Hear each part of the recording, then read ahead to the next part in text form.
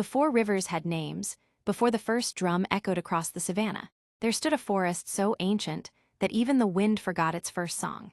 They called it a run, the living forest, a heartbeat of roots, leaves, and whispers older than memory. The villagers believed that a run was not just alive, but aware. Every rustle of leaves was a word, every gust of wind a sigh. Yet, as men grew proud and their axes sharper, the whispers faded, replaced by silence and smoke.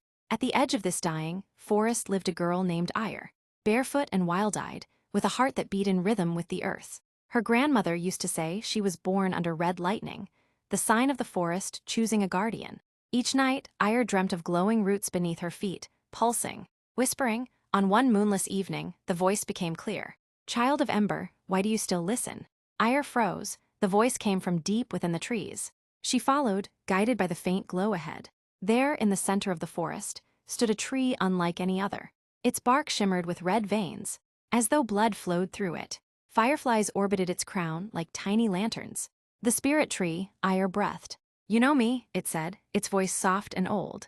"But soon, there will be nothing left to remember." "Why?" Ire asked, placing her hand on its warm bark. "Because your people have forgotten balance. They burn what feeds them, they take, but never give. My roots drink ash, not rain."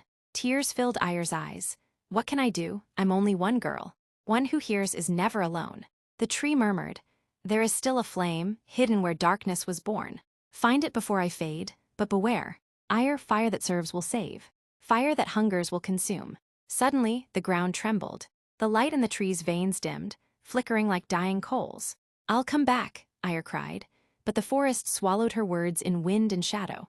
At dawn, she found herself outside the sacred grove, where the village elders gathered around a bowl of fire. Her great uncle, Elder Aduba, led the chant.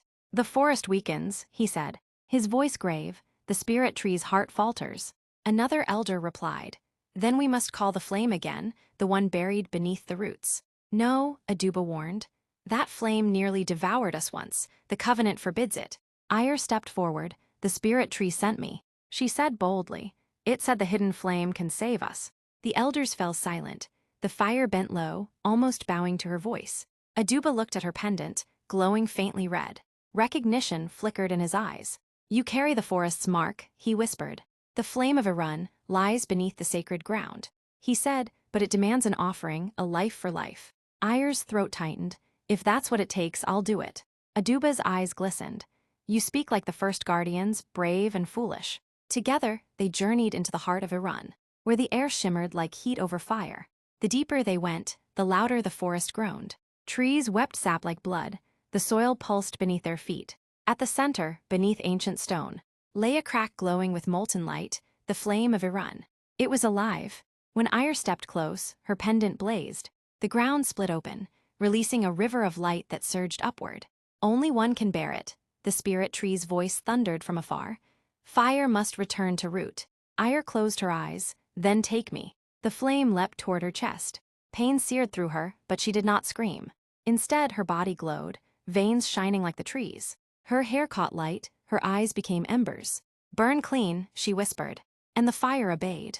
It swept through the forest, not to destroy, but to purify. Ash turned to soil. Dead roots sprouted green. The spirit tree stood tall again, alive, radiant, crowned in gold light. When the fire finally dimmed, the forest was silent, not with death but peace.